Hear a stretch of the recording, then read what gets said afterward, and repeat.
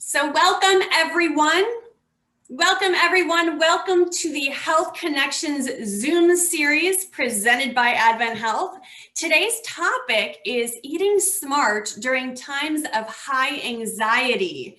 This is a very, very timely topic with the holidays coming up, fast approaching. We want to make sure that if you have any questions, make sure that you type those in the chat box, and our experts will definitely have an opportunity to answer all of those questions for you. I am Bridget Lake, president of the Oviedo Winter Springs Regional Chamber of Commerce. We provide a platform for enhancing business and community interests in our region. Again, let us welcome our November Health Connections Zoom series presented by AdventHealth. These Zoom series will focus on health and well-being of our community by providing options to help reduce fears, manage stress, and provide tools and techniques to cope with this challenging time. We will be scheduling 5 more Zoom series during 2021. Today, we have AdventHealth. Our sponsor remarks with AdventHealth. Today's sponsor remarks will be presented by Lisa Davis. Lisa is the program manager for Health Performance Strategies. Lisa, welcome. And I understand that you'll be sharing your screen. So if you wanted to pull that PowerPoint on right now.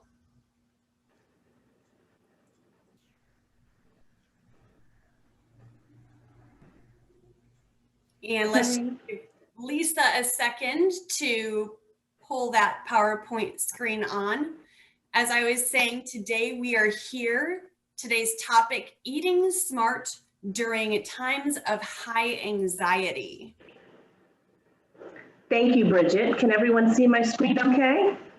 Yes. Great. Today, I just wanted to welcome you and tell you thank you for spending this time with us. I work with Health Performance Strategies with AdventHealth, and we partner with organizations to provide customized evidence-based health culture solutions.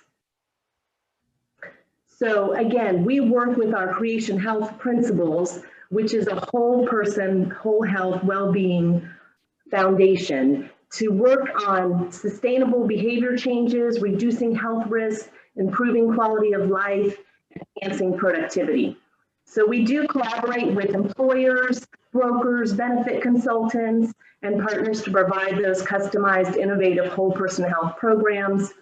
And we not only address workplace health risks and related costs, but also help to improve productivity, retention, satisfaction, and bottom line of an organization. These are some of our products. If you're interested, we can certainly get you connected, but we work on behalf of all of AdventHealth, and we provide services such as assessments. We see where an organization needs some help with improving their overall culture of health. We do leadership trainings, we do speakers bureau presentations on education. We also do some fitness programs like Mission 5K and Fitness for Life. We do executive physicals. We help partner with Centricare. We do biometrics so we can see where an employer has needs with their biometrics and their bottom line. We work with Spine Health Institute and the Diabetes Institute today with the presentation. We also work with Thrive, A New Day, New Way, and our on-site RD consults. These are some of our partners. You can see that we work with. We've done great things working together to help improve their culture of health and their employees. And these are some of our new virtual programs that we are offering during this difficult time. Today, you're going to get to engage in one of our great presentations, How to Eat Smart During High Anxiety Times. We're also doing a presentation on resilience and navigating this new normal. So just to give you an idea of that. So partnering with us, together we can create healthier employers, families, and communities. Okay, I will let Sherry and Allison take it away from here. I'm going to stop sharing my screen. Thank you so much, Lisa. I really appreciate that. What great programs that you have too, especially working with businesses and corporations to really make sure that a team stays healthy mentally and physically. And I am thrilled to announce our two speakers for today. We have Allison Davis, a behavioral health therapist, and we have Sherry Flint, a manager for nutritional excellence. Now, let me get into their bios. We have Allison Davis is an experienced licensed clinical social worker. She specializes in helping adults cope with psychological stressors that can be associated with managing diabetes and other medical illnesses. She also works with an interdisciplinary team of health professionals to inspire behavior change related to weight loss and to encourage the development of healthful behaviors. This includes evidence-based treatment designed to educate and empower patients, improving their coping skills, foster positive thinking, and teach new ways to manage stress, mood, and sleep problems. Allison is a member of the National Association of Social Workers and has training in cognitive behavioral therapy from the Beck Institute for Cognitive Behavioral Therapy and is a certified trauma professional. And we also have with us today Sherry Flint, who grew up in a farm in Washington State and graduated with a degree in health education from Walla Walla College. And that is fun to say. She went on to get her master's in public health from Loma Linda University. And while at Loma Linda University, she took additional courses in nutrition and became a registered dietitian in 1985. Her first job landed her at a small community hospital in Alabama, where she spent 3 years overseeing the cafeteria and patient tray line and providing nutritional education. In 1989, she relocated to Orlando, Florida, and joined AdventHealth, where she has been for the past 31 years. She has had several positions with Advent, including outpatient dietitian and supervisor of the corporate community services. She currently manages the Center for Nutritional Excellence and New Day, New Way weight management program, and has the privilege of working with a dedicated team of dietitians, social workers, exercise specialists, and chefs that have a passion for helping individuals achieve optimal health. She also has co-authored Supersized Kids, How to Rescue Your Child from the Obesity Threat, and Simply Healthy, The Art of Eating Well cookbook. Thank you both for joining us, and I'm going to pass it on to the experts now. Great. Let me go ahead and share my screen here. Okay.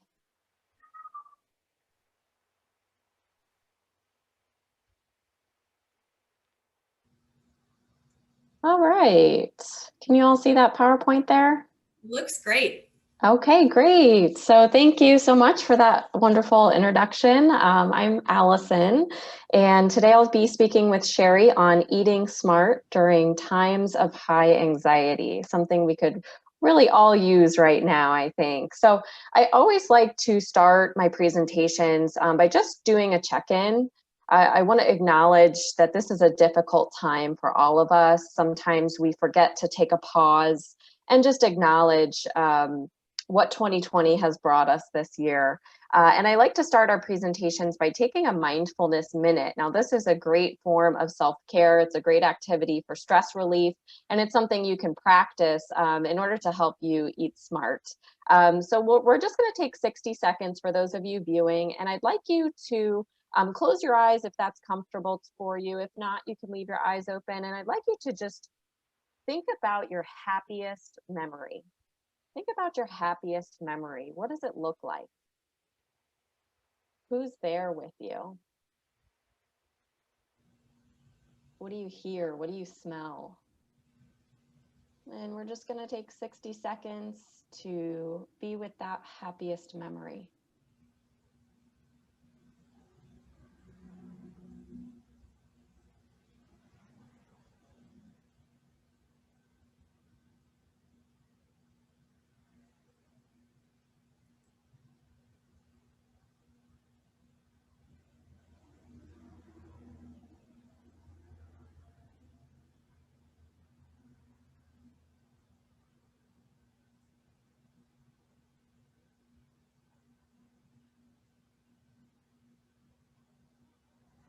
Good, and you can slowly open your eyes. And for those of you watching, if you'd like to share in the chat box, if you notice feeling any different after that minute, I'm always curious. We've received feedback before, noticing that you have a smile on your face. I was watching Sherry as she was closing her eyes. She had a big smile on her face as she was doing that. So that's a great activity to try when you're feeling overwhelmed.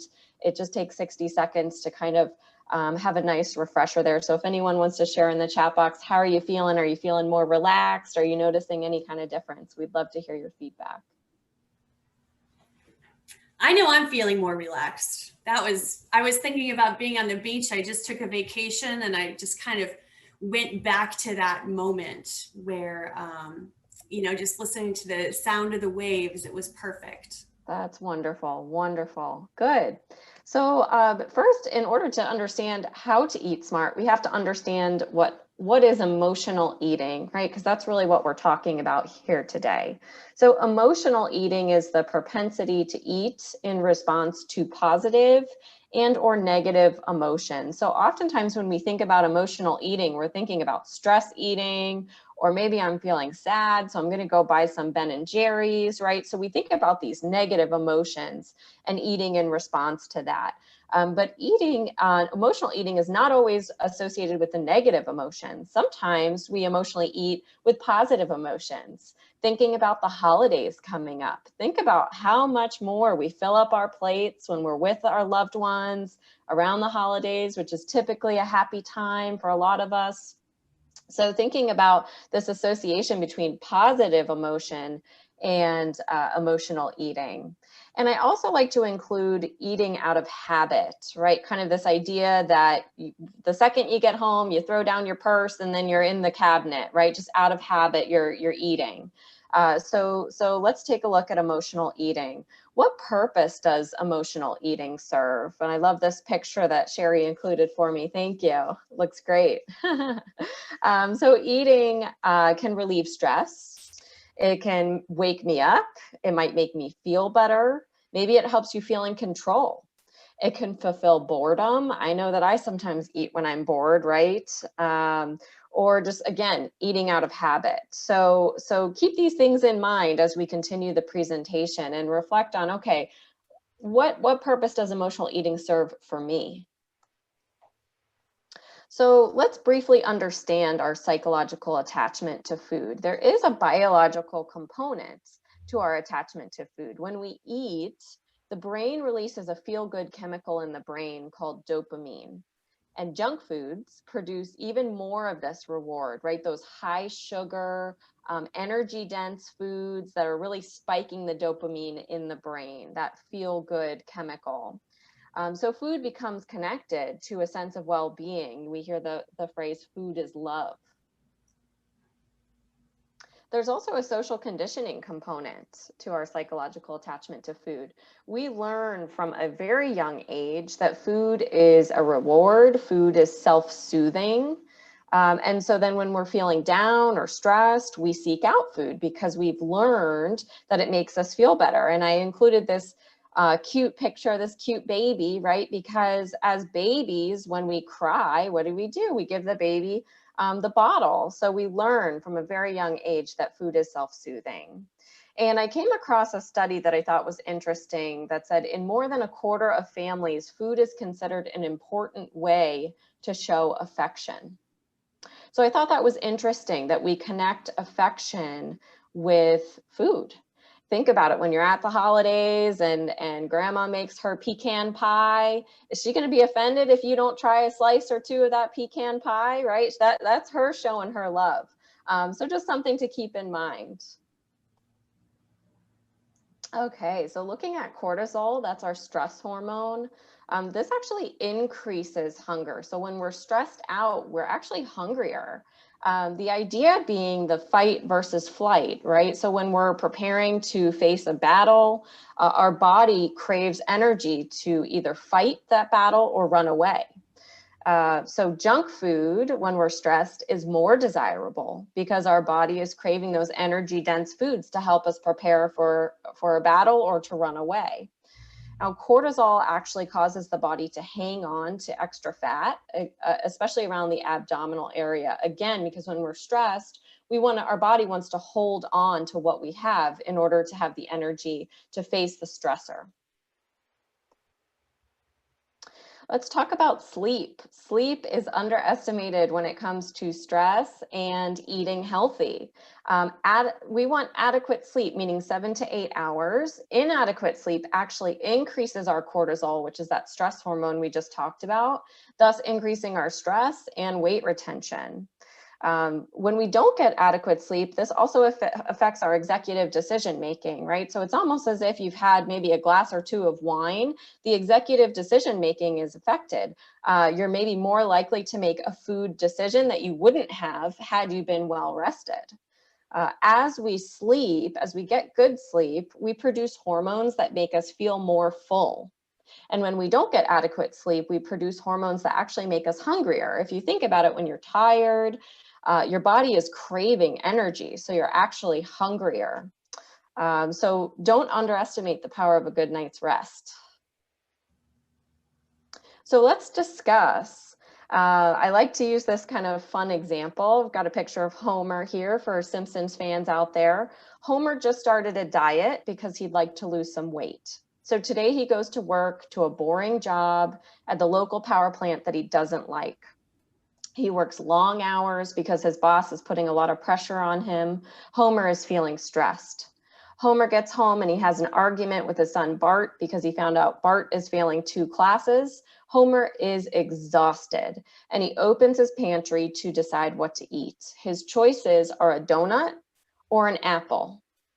So which food do you think he chooses? If you want to go ahead and share in the chat box for those of you viewing, I'd love to hear which food you think Homer chooses. I'm going to say donut. And Michelle also says the donuts. Yep. More donuts. Yes. Absolutely. Absolutely. So this is just kind of a silly example, but how true is this? How often are we exhausted by work, by kids, by life? And we get home and we're just too exhausted to make that healthy choice, right? I've had some responses where they say maybe he's going to have the donut and the apple, right? And emotionally, he's going to just grab whatever he can find. So I think this can really apply to a real life situation and just reflecting on how is your emotional wellness? How is your emotional health? And really how that affects our food choices. So a quick note, let's acknowledge that everyone emotionally eats at one point or another. So the strategies that I'm going to share are for those of you that are finding your emotional eating is getting in the way of reaching your goals. So maybe you have a weight loss goal, maybe it's managing a chronic illness like diabetes or another medical illness, or maybe just overall you want to make healthier nutrition choices. Maybe with the holidays coming up, you're wanting to avoid kind of that holiday 5-pound gain, right? So let's acknowledge that everyone stress eats every now and then. I stress eat, but we're sharing these strategies to help you achieve your goals. All right, so strategies to reduce emotional eating. I liked this picture. Stressed is dessert spelled backwards. All right, so the first strategy to eat smart, create a plan. Just like with anything, any kind of behavior change, we need to create a plan. Whether it's, learning to play a new sport or studying for the bar exam, right? You got to have a plan. You've got to map out what you're going to do in order to achieve that goal. So same thing with eating smart during times of high anxiety. Identify your strengths. What or who will help you be successful? Do you have a supportive partner or maybe supportive kids or a friend that can work with you? What has helped you be successful in the past? Has there been a time in the past where you've been stressed out, but maybe you are still successful in reaching your nutrition goals? And Go ahead. What's that? I've always heard about that. Writing your food down, like what you eat, is so important when it comes to keeping track of stuff, because it's so easy to forget that, Kit Kat that, Lisa brought into the office and I just go past and I pick one out of the jar. Absolutely. Absolutely. And there is evidence behind writing down your food. It can actually help you be more successful with weight loss, those who write down and track their food. So absolutely, keeping a food journal can be so helpful. And just writing down, kind of mapping out your plan for success. Write down what your goals are, write down what your plan is, track your progress. And identifying your triggers. What or who will make things challenging for you? I've spoken to a lot of people who say, you know what, my husband is a meat and potatoes kind of guy, and he's going to make it difficult if I want to incorporate some kale into our dinners, right? So who's going to make things challenging for you? How can you kind of anticipate those challenges? Triggers. I know that if an Outback Steakhouse commercial comes on TV, I find my mouth watering and I'm ready to go get a steak, right? So kind of identifying your triggers. And that for some holidays are the triggers. I mean, Absolutely. together with family, maybe there's a stressful situation. Maybe there isn't. Maybe they love eating food, and it's that happiness part about it that they eat more than they normally do. I mean, it seems like that has a lot to do with it. Absolutely. Holidays are can be such a trigger. Like you said, that happy time, and not only the holiday itself, but the leftovers 5 days later, right? So keeping in mind the triggers and like we discussed, mapping out a plan for success. We anticipate you're probably going to eat a little bit more than you would normally at the holidays, and that's okay. But let's look at, what are your goals? Maybe going into the holiday with a plan. Okay, I'm going to have one piece of that pecan pie, and that's it, right? Or I'm going to enjoy one glass of wine instead of a whole bottle, right? Kind of mapping out your plan so that you can set yourself up for success instead of kind of just arriving and hoping for the best. Also, things to consider. What's your meal timing? Are you leaving big gaps in between your meals, right? So let's say I don't eat breakfast, I'm too busy, I'm at work, I don't eat lunch, and then by 3 o'clock I'm starving and I go to the vending machine and I just get, all the chocolate bars that I can find. So paying attention to your meal timing, and we can use this with the holidays as well. I know that for the holidays with my family, sometimes lunch isn't ready until 2 or 3 o'clock, and by then I'm starving. So can you plan a snack? Can you plan, to time your breakfast appropriately so that you're not starving for that holiday meal? Again, looking at, how does alcohol play into emotional eating? Oftentimes when we have a drink or two, we're more likely to make food choices than, that we wouldn't have had we not had the alcohol. Same thing with smoking. Smoking is very habit-based. Sometimes if someone's smoking, they might crave a certain food to eat while they're smoking. So just paying attention to that and how that may or may not play into your emotional eating. Looking at, what kind of food do you want to buy at the grocery store? When you're shopping for the holidays, do you need that extra third or fourth dessert, right? Kind of planning as you're at the grocery store, even before the holiday starts, planning, what do you want to have? Maybe you want to have an extra veggie, include a green bean casserole so that you're getting your veggies in there. So what kind of food do you want to buy? What's your emotional state when you go to the grocery store?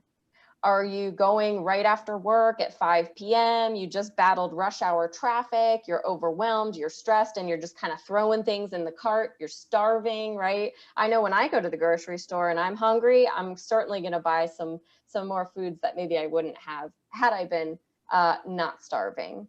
Or are you going to the grocery store on a Saturday morning, you're well rested, you're feeling good, you've got your grocery list, right? So think about how maybe those food purchases would change based on your emotional state. And I know we are a dessert family. There's probably 2 desserts per each person at our Thanksgiving and holidays. Any table like that has so many desserts. You really have to, how would you handle that when it comes to just trying to stay, on your calorie budget, I would say? Yes, good question. Very good point. Again, I think everybody's goals are different. So I would encourage you to reflect on, what are your goals? You know, are your goals to lose weight? Are your goals to maybe just maintain your weight through the holidays? Or is it just not to overindulge in sugar, right? Everybody's different. So a good strategy that I've heard our dietitians share is to kind of survey the food buffet first before you load up your plate. Kind of take a look at everything that's there, and then kind of ask yourself, okay, what do I want to prioritize here? Maybe I do want to try each dessert, but maybe it's just a sliver of each dessert, or maybe it's a bite, or maybe, you know, keeping that in mind. And then, you know, are you packing up the desserts and sending them home with your family members, or are they going to stay in your kitchen for the week, and then you're going to have that dessert every day for the next 7 days, right? So kind of planning. I know when I host an event, I like to give that food away. I enjoy it the day of. I have my big piece of cake, and then I get it out of the house. So everybody's different. So just kind of working on that plan and mapping that out for success. All right. Other things to consider: what kind of restaurants or places trigger your cravings? I've had a lot of people share with me that on their drive home from work, if they pass by a certain restaurant, McDonald's or even 7-Eleven, they're triggered to stop there and get some food for stress eating. What helps you take action, right? So looking at maybe setting up a reminder system. We're here now, we're focused on eating smart, but you could leave this meeting and it leaves your mind that quickly, right? So can you set up a reminder system? I like to set reminders on my phone. If I don't tell Siri, then I'm going to forget 10 minutes later. Ask a trusted friend for help, or a family member, or seek the help of a dietitian, counselor, life coach, doctor, you know, anyone who can help support you through your journey and your goals of eating smart. Make a vision board, right? Visuals are so helpful for reminding us of our goals. And keeping in mind what works best for you may not work best for someone else that you know. So you know you best. So map out that plan that's going to work best for you. All right, so practicing mindful eating is a great strategy to eat smart during times of high anxiety. So physical hunger kind of comes on gradually, it can be postponed, and it can be satisfied with any type of food. So in that example with Homer Simpson, right? If he was just physically hungry, he could be satisfied with an apple. Once you stop eating, once you're full, you stop eating. So you're feeling kind of the satisfaction after eating. Whereas with emotional hunger, it often comes on suddenly and it causes specific cravings, right? I need chocolate, or I need pizza. And usually with emotional eating, we're eating more than one normally would. We're feeling overly stuffed.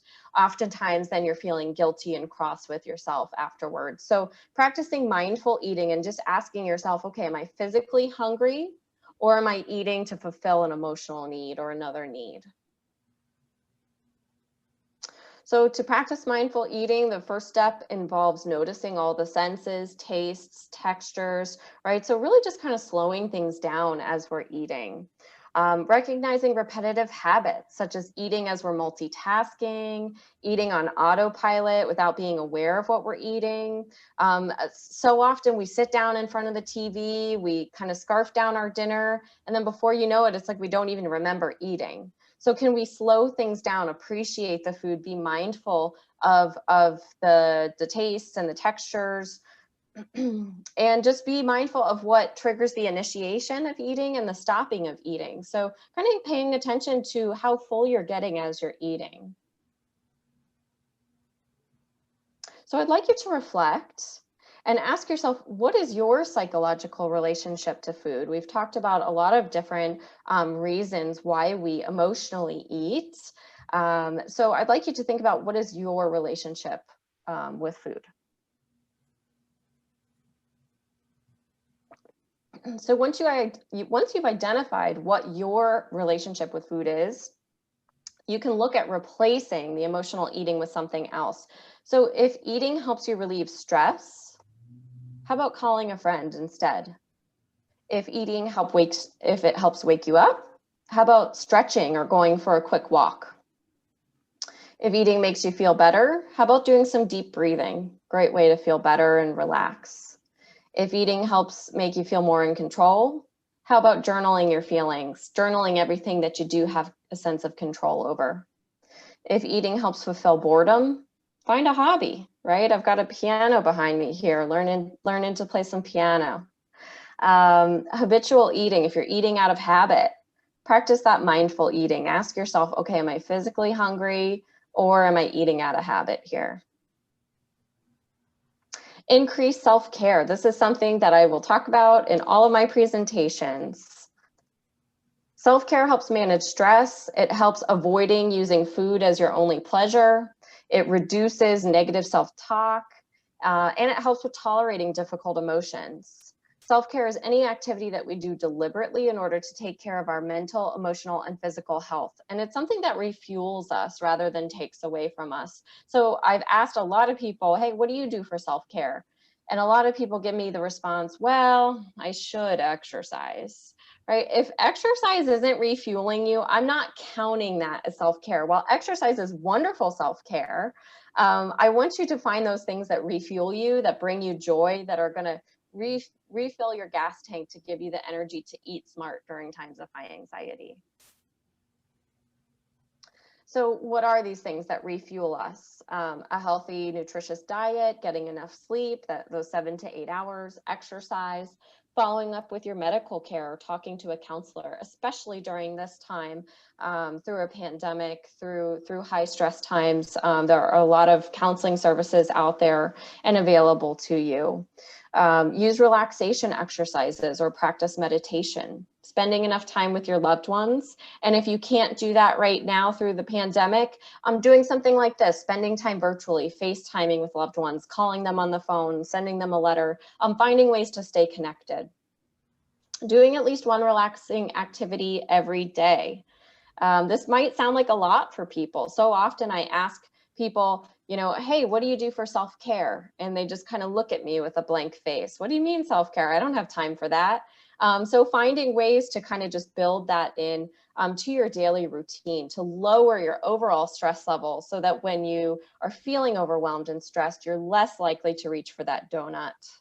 Again, go ahead. That's something we may need to even just set in our phone as your alarm and just saying that 60 minutes of breathing or relaxing. I really liked your note about the negative self-talk. Sometimes that happens without even us knowing it. And I know that's one of the things I've been trying to work on is anything that kind of is a negative thought, just trying to make sure that you think more positive thoughts than negative ones. Absolutely. Great point. Great point. And by practicing self-care, especially meditation and taking time for ourselves, that's going to help cut down on the negative self-talk for sure. And like you said, it's something we might have to remind ourselves about. Life gets so busy. Usually the first thing that we cut out is that self-care, right? I've got to take care of my kids. I've got to take care of my partner. I've got to take care of work. And then by the end of the day, we lose that time for ourselves. But it's so important, especially for eating smart.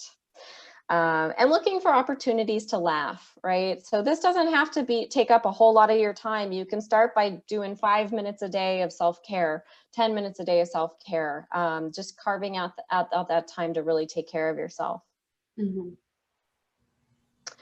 Other great self-care techniques, learning to say no, setting boundaries, right? So often good self-care can be removing things from our busy lives, prioritizing the self. And if you take one thing away from today, I want you to take away that self-care is not selfish. I hear so often from people that, well, I wanted to meditate, but I just felt selfish. Right?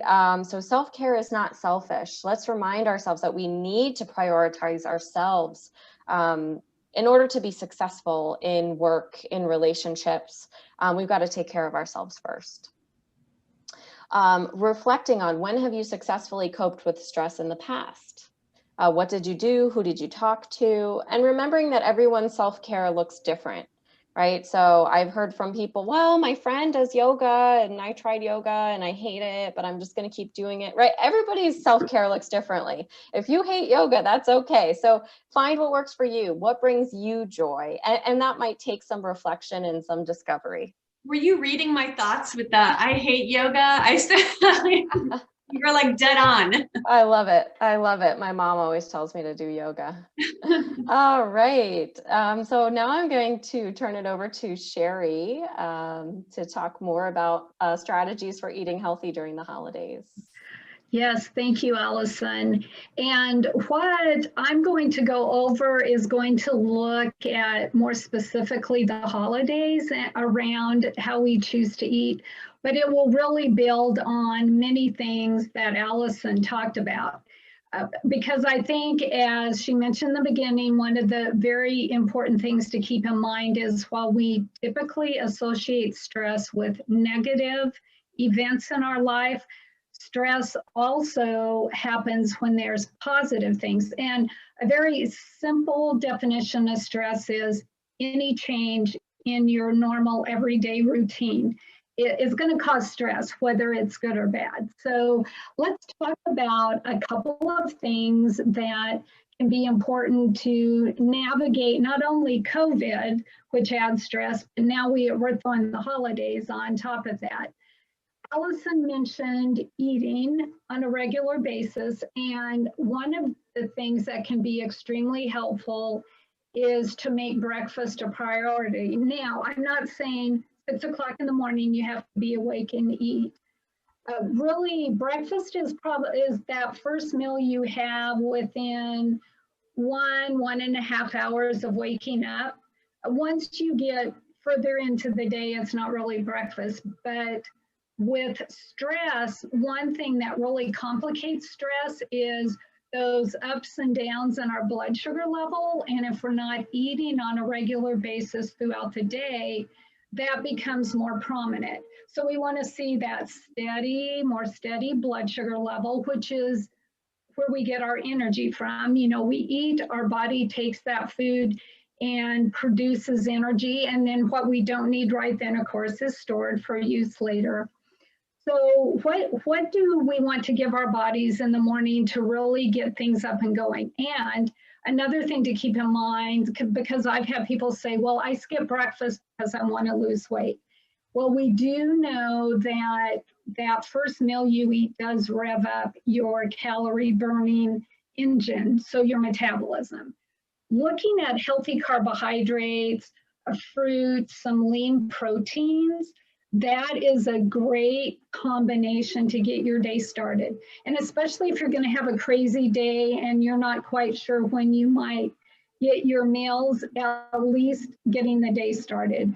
So healthy carbohydrates, we're looking at whole grains. So maybe some oatmeal with blueberries on top and even some almonds to throw some of that healthy protein in. And breakfast doesn't have to be big. It needs to be kind of this combination to really get your metabolism up and going.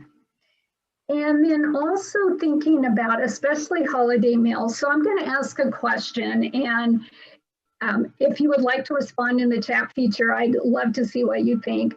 How many calories do you think we typically eat during our Thanksgiving meal? I know, yeah. I'm excited to see these answers, but I'm sure I was just going to say 3,000. And that is just about dead on. That's kind of the average amount we eat just in that one meal. So that's not counting all the little bites we take leading up to sitting down at the Thanksgiving table. And what do? We leave all the food sitting out afterwards. And every time we walk by, when there's a commercial during the ball games, we take another bite, right?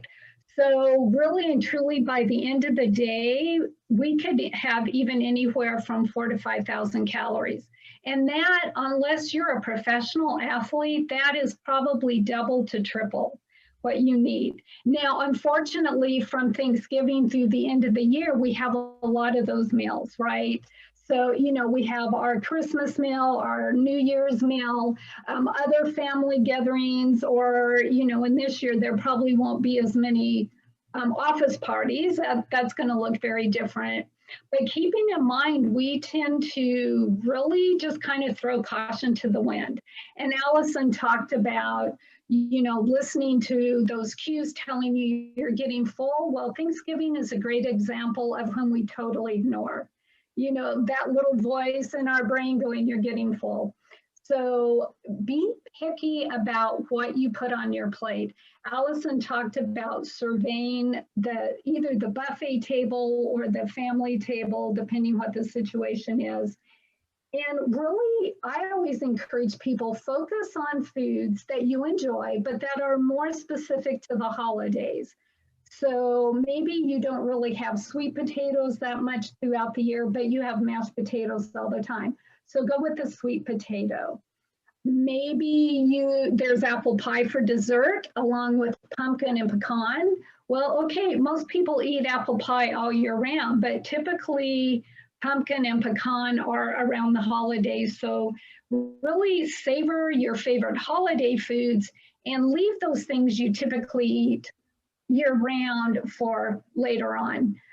Also, I think too, really important, as Allison also pointed out, when you're surveying and making choices before you start putting things on your plate, you do have more control. That really does put you in control at that point, rather than just heaping everything on. Another little tip I always, just kind of like a good rule of thumb, if you're cooking, baking, preparing the holiday meal and you're tasting, count on every taste to be about 100 calories. So how many of you can say that when you prepare a holiday meal, you might taste 10 different things before you ever sit down to the table, right? I think.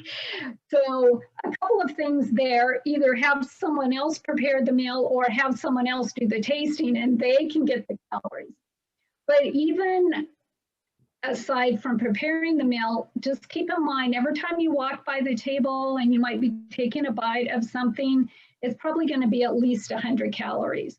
So and Allison hit on this, be aware of what you're doing. That's where journaling is very helpful. Now, I, of course, don't expect anyone to necessarily journal their holiday meal because, this is a special time and you don't really want to be thinking about writing everything down, but be aware of your choices and make the decision to put 1 spoonful versus like 2 or 3 spoonfuls on your plate. Because again, it is okay to go back for seconds, and we'll talk more about that in a future slide here. But yeah, just be really picky about what you're putting on your plate. So, and I think Bridget, you had talked about that calorie budget. So knowing that you might do triple, be very picky about what you're putting on your plate. I can't imagine journaling my Thanksgiving Day meal because it's like an 8-hour feast of just constantly grabbing a little bit of this, grabbing a little bit of that. And I would be writing stuff down all day. Yeah. And I did see in the chat there was one individual mentioned you had been using an app that was very helpful. And yes, I think, again, Allison hit on being aware. And I say this so much, healthy eating starts with being aware of what you eat. So thinking about what you normally eat. And of course, there's all kinds of little substitutions and, kind of moderating the amount of something you put in your favorite holiday treat. I mean, that can all be helpful, but just really being aware is so important.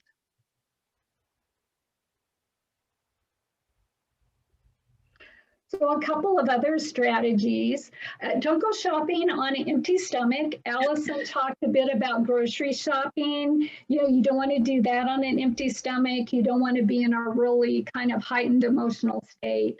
Well, of course, holiday shopping, and I know it's going to look different this year. Probably more people are shopping online, but that can be pretty stressful, especially in years when you actually went to the mall and were fighting with crowds. But have a small meal or a healthy snack before shopping. And again, think those whole carbohydrates, fruit, vegetable, some lean, healthy protein. And I gave a couple examples for snacks like apple or pear slices, because apples And pears are actually our fall into winter fruits. Most people think of them as summer fruits, but they really are fall, with some nut butter, whether it's peanut butter, almond butter, whatever you enjoy. Hummus and baby carrots, tuna on whole grain crackers, those are all different things that you could have a quick snack.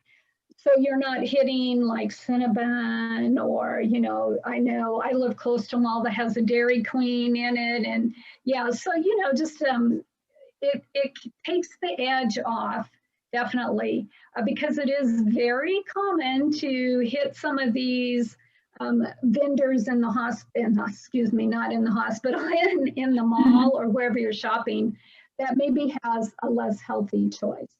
You're making me hungry just talking about food, Sherry. Right. Another thing too with the buffet or even just the holiday table, as I mentioned, survey what your choices are ahead of time before filling up your plate and focusing on your favorites. Again, things that you typically don't eat around the year. Probably one of the best things that you can do is actually use a smaller plate. It is not uncommon to have plates that are 15 inches in diameter. That's a lot of food that you can get on that plate. So when you are at a holiday meal, a buffet table, maybe they have a salad or a dessert plate, actually use that as your main meal plate, especially if weight loss is your goal. And of course, don't pile it about 3 feet high. We want to resist that temptation also, but use a smaller plate. And I've seen, and I actually did confirm this I was talking to a group of engineers. I've seen that from a 9-inch plate to a 12-inch plate, you can add 77%. The surface size increases by 77%. And they said that's actually true. So our plates typically are about 12 to 15 inches. If we go with a smaller plate and just fill it normally, you've automatically reduced your caloric intake. And there's a lot of trickiness when it comes to healthy food during the holidays. What isn't healthy food? Do you have any suggestions on that, or is that coming up? Well, no, I'll go ahead and address that now, but yes, there is. So one thing, making room for veggies, that tends to just totally get thrown out of most holiday meals. And Bridget, to get more specific in relationship to your question, is like, let's take green bean casserole. Yes, that's green beans. However, you add a high-fat soup, the fried onions, all that goes on top. It's usually loaded with salt. So again, from a caloric standpoint, many more calories than just green beans. If you're watching your blood pressure, a ton of sodium. So things that you could think about and think of it maybe as creating a new tradition moving forward is maybe steamed green beans and you put slivered almonds on top. So you still get that crunchy. And you can spray that with a little bit of, some buttery spray, but not a lot, but, to give it a little more flavor. But also a lot of herbs can be added to green beans that you don't have to use the salt. And again, the almonds would bring in the crunchiness. Another thing is, again, like with mashed potatoes, you can use a low sodium vegetable broth, and then you almost don't have to add, or chicken broth, whatever you prefer, but the low sodium, it adds flavor and you don't even have to salt. And you might not even need to add like the butter or even the whole milk that a lot of people do add. Even just taking traditional mashed potatoes and cutting the butter and the whole milk and the salt you would add in half is going to make it so much healthier. And there's a lot of little like recipe hacks, that's such a buzzword right now is, lifestyle hacks, but there are a ton of those out there. And not that I'm pushing McCormick Seasonings, but their website has really good information on if you're eating this food, what herb, what spice goes well with that. So there is a lot of good information out there. But yes, you know, if you're making a holiday treat, you can definitely, if you're baking things, usually you can use applesauce to replace the oil. You can usually cut the sugar 1/3 to 1/2. I mean, there's just a lot of things like that that can be done. And don't count out doing just maybe baked apples with cinnamon and nutmeg versus actually apple pie. I mean, you know, there are definitely things like that. But yeah, how do we bring more veggies? And I know everybody's probably going, I can't even believe you're telling me fill half my plate with veggies. It's my holiday meal. I say that hoping you might get 1/4 to 1/3 of your plate filled with some veggies, and salad counts. That could be the green salad that's on the table. Think especially about veggies as the appetizers. So if you're preparing the meal, and you know, it's totally acceptable if you're going to a friend's or family, take a veggie tray. People take food, they offer to bring something all the time. So bring a veggie tray. So you know, yes, there's going to be this nice platter of veggies with that. But yes, there's a lot of things when we're talking recipe substitutions that can make a huge difference. I found that interesting about the apple pie. I love apple pie. And when you were talking about the apple slices with the cinnamon, I mean, I didn't even think about that, but that sounds amazing. And you know, you can even do like an unbaked oats. You can kind of mix those, use just a tad of margarine or butter and kind of sprinkle on top. And for pies, the crust is one of the least healthy things about a pie. You know, I mean, obviously the filling is going to be very high sugar, but the crust is where that high fat, high salt comes in. So yeah, I mean, even make a pumpkin pie without the crust, you know, in like little kind of souffle cups those are, a lot of things like that can you still can enjoy without overdoing it. Right. I think another really important thing to think about is when we tend to have seconds, thirds, fourths, fifths at most holiday meals, right? So I always like to say, and I saw this online, so I can't take credit for this. I think it came from the American Heart Association, but take 10 before having seconds. So it takes about 20 minutes for us to start feeling full. And Allison did a great explanation of the hunger hormones and the fullness hormones. So when we start eating at about 20 minutes, the brain sends a signal to our stomach and that fullness starts setting in, which we've learned at a very early age to just eat beyond that. But once you start feeling full, you know, take a 10-minute break and really, you know, mingle, talk to friends, talk to family, maybe go outside and walk around the yard. And after 10 minutes, if you are still feeling physically hungry, you probably can afford to eat more. Most of the time, it's emotional eating, as Allison went over. You know, it's not just that we're still physically hungry. So taking time before you go back for seconds can be a really great tip. Yes, and I've had that where if something just tastes so good that even if I'm full, I want to keep eating it because it is so good. Yes, and that's for taking like maybe one spoonful, like a serving spoonful of something versus 2 or 3 to begin with. You know, because psychologically, we can trick our brain into thinking we've eaten more than we really have. If we take a spoonful, it really doesn't know the difference too much between that and 3 spoonfuls. So, you know, you're going to feel full on less, but that gives you that wiggle room to have that second serving if it's something you really enjoy. Also, one thing, and this is more from a caloric aspect, Allison talked about how alcohol might play into some of the stress eating, or it might trigger us eating certain types of foods.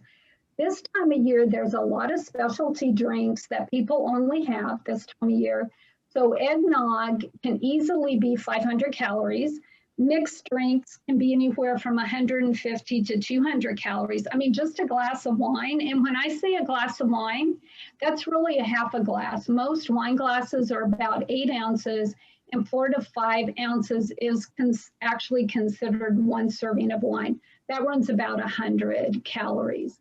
I did put a picture here of, a specialty hot chocolate with the peppermint. And if you've ever looked at any coffee shop menu, like you've gone online and looked at the calories, I mean, something like what I've shown here could be 5, 6, 7, even 800 calories. That's a whole nother meal. So you might be eating out and you're having your meal and you're getting, 500 or 600 calories there, and then you drink that amount also. So keep in mind that what you drink throughout the holidays will definitely add calories, a lot of added sugar, maybe even some fat, depending what we're having. And, there are lower fat, lower calorie eggnog recipes online. If you're a hot chocolate lover, putting just the peppermint stick minus everything else we see here to flavor that can be a way to get those flavors without really upping the calories and especially the added sugar content. Eggnog is my favorite. I have to have 1 gallon of eggnog and that's it. I allow myself that, and it can be full fat. It's so delicious. I want to see right. Yes. So just a couple of things to kind of wrap this section up. Again, eat until you're comfortably full, which again, as Allison said, that means you're going to have to pay attention. You will have to be eating mindfully. And just till you're comfortably full and not stuffed, because that's when we reach the point that we're really like, I should not have taken that last bite. And that's when we know we have eaten beyond what our body's telling us to. And then to realize it's okay to indulge in a treat once in a while throughout the holidays. You mentioned the eggnog, so kind of like, pace yourself and make allowance for that. It's, I love pumpkin pie. I could have from Thanksgiving till the end of the year, I could have a piece every day. So smaller piece, maybe I go for, I walk an extra 15 minutes. I mean, think about kind of balancing the calories I'm burning with the calories I'm taking in, which during the typical holiday meal, very hard to do. I don't know that in 24 hours, we'd probably have to walk nonstop to burn anywhere near what we're eating. So kind of, balancing activity with what we're bringing in. And then I think that the most important thing to remember when we talk about healthier holiday eating is focus on what really matters, which is family and friends. So the important thing is whether it's virtual or in person, and I know this holiday there'll be some families that will be together in person, many will be together virtually. But really focus on that. We tend to make food the focus, as Allison said in the beginning, of many happy celebrations, but really it's more about connecting with those people that matter to us in our lives. So thinking about how do I bring more of that into my family meals, more talking, less eating. That can also help us be much healthier. And I'm going to turn it back over to Allison at this point. Thank you, Sherry. So I always just like to mention the available resources to you. I've included my phone number here for counseling services at the Diabetes Institute. If you feel, during these times of high anxiety, if you feel it would be beneficial to talk with a counselor, my phone number is listed there. And we are doing telehealth visits currently. I've also included the National Alliance on Mental Illness contact information here. They have a crisis line. The holidays can be a stressful and overwhelming time for a lot of people. I've also included Overeaters Anonymous, the website there, if you feel like you're really struggling with overeating. And then a lot of employers have employee assistance programs where they offer either free or low cost counseling. So it's always a good idea to check with your employer to see if you have any benefits available to you if you're feeling like you could benefit from counseling services. Well, this has been wonderful. Please make sure that if you do have any questions that you type them in the chat box. I love how you were just talking about change, really, whether good or bad, but change causes stress. Yes. Either way. And there have been so many changes this year. A lot of people are out of a job due to the pandemic. And, going home for the holiday or having those family discussions could be a lot more difficult. Are there any suggestions on how to kind of handle the blues during this season? I know quite a few people do have to, have memories of people that they've lost, et cetera. How do they best handle that? That's a great question. The first thing that comes to mind is to give yourself permission to feel what you're feeling. So often we try to fight what we're feeling, or we place judgment on what we're feeling. There's something wrong with me that I'm feeling down, or I shouldn't be feeling this way. Let's acknowledge again that this is an extremely difficult time for all of us. So give yourself permission. It's okay to feel sad. It's okay to feel stressed. It's okay to feel angry. And just by giving yourself that permission, it removes some of the judgment and the negative self-talk that we kind of place on ourselves.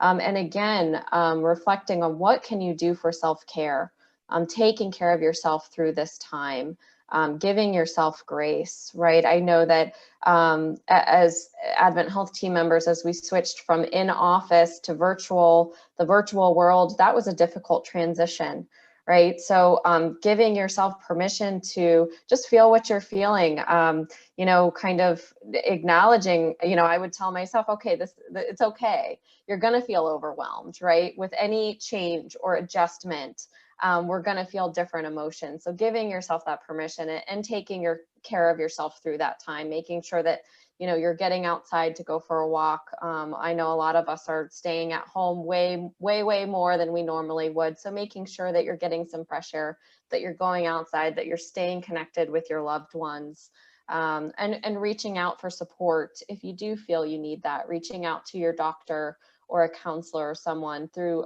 especially through this time. There are services available, oftentimes low cost services. So really taking the time to care for yourself. Thank you. And I know that my brother always says, if you don't gain 5 pounds during the holidays, you didn't do it right. I know that that's his theory. And I know that, sometimes after you gain that, it's just hard to get it off. But my question is, should we weigh ourselves over the holiday season? Should we get on that scale every day to see how we're doing? I think that we don't necessarily recommend that people weigh themselves every day, even the rest of the year when they're trying to lose weight, when that's one of their goals. I mean, some people do, but especially with women, weight can fluctuate based on fluid shifts. Overnight, you can gain 5 pounds, and it's not really 5 pounds of fat, and yet you can lose that also. So I think weighing yourself, if your goal over the holidays is, and I always say, if your goal year round for the whole year has been weight loss, maintaining your weight where it is a great goal for the holidays, because as you mentioned, people usually do gain some weight. So weighing yourself, maybe not every day, but once or twice a week to make sure you're at least maintaining the weight you came into the holidays with. Mm-hmm. And that's where, again, being physically active, all those self-care things that Allison talked about can really be very beneficial for someone wanting to maintain and lose weight, but especially just maintaining that weight over the holidays is an excellent goal. And I'd like to add, I think the question for yourself would be, is weighing myself through the holidays going to help me reach my goals or hurt reaching my goals, right? We're all so different. So some people weigh themselves consistently every morning, every day, and that helps them reach their goals, right? Because it helps them stay on track, it helps them log and keep track. Whereas others weigh themselves every day and they get down on themselves. Oh my gosh, the scale didn't move. And then we hear that negative self-talk and some anger towards the self, and it's really just defeating their goals, right? And then maybe they end up eating more than they normally would because they're upset. So I think just asking yourself, is it going to help me reach my goals, or is it going to maybe not help me reach my goals? And just recognizing what's helpful for you. Thank you for that. And also, just for busy people, like I know I am, a lot of us business professionals are watching this right now. Any suggestions on quick burst of energy foods that we can eat while on the run? It seems like you're here to there to everywhere, even if it's just going from one family member's house to another, or all the busyness that we have with shopping, etc. What are some foods that are just really quick burst of energy? I can have it on the run sort of snack. Mm-hmm. Well, that's a great question. And there are many things that actually don't even have to be refrigerated. Definitely 5-hour energy drinks would not be at the top of my list to answer that question, because, well, what we're learning is they do tend to backfire. And really, food is what gives us energy. Yes, caffeine gives us that initial little surge, but it's not sustainable. So I've always just kind of wondered, the 5-hour energy concept. But with that said, some things you can make yourself, or you can pick up at the store. You can get the little individual containers of hummus and have celery sticks, baby carrots. Carrots and celery don't really have to be refrigerated. You can have a bag, just them in a baggie in your purse or backpack or briefcase. You can also, I know there's like little snack kits that have some lower fat cheese and has kind of a healthier trail mix. Those are available, or make your own trail mix. You throw in some whole grain cereal, some nuts, some raisins. It's okay to throw in a few chocolate chips or the tiny little M&Ms, just make it much less of those and more of the other things. And that packs very well. And you can make a big bunch of that at one time, put in an airtight container, and then every morning just take like a little sandwich baggie or a snack baggie, and you can fill that up and that will be good to go. So thinking about those healthy carbs, whether that's a vegetable or fruit, whole grain, and then a good protein source. In a case like what you're talking about, you can get individual containers of like nut butters, the hummus. Those usually pack really well. You can even, and again, these need to be refrigerated at some point, but even those little individual containers of a yogurt that could stay out of the fridge for a little bit, and then, some whole grain crackers with that. Yeah, so there's definitely those kinds of things. Even packing half of a peanut butter sandwich, and you have some apple slices that you have with the peanut butter sandwich. There's different, just be really, really creative. Don't be afraid to think outside the box. Yeah, well, as long as I had some with Skittles the other day, and I wouldn't suggest Skittles in trail mix, but I absolutely agree with you. Enjoy your food. Just try to stay as healthy as possible. This is our Health Connections Zoom series. Thank you so much, Allison and Sherry. Thank you so much for coming today. We really appreciate your time and your expertise in this topic. We do have, this is a 6-part Health Connections Zoom series, so look out for the next one in January. And this holiday season, stay safe, stay healthy, and we will see you next year.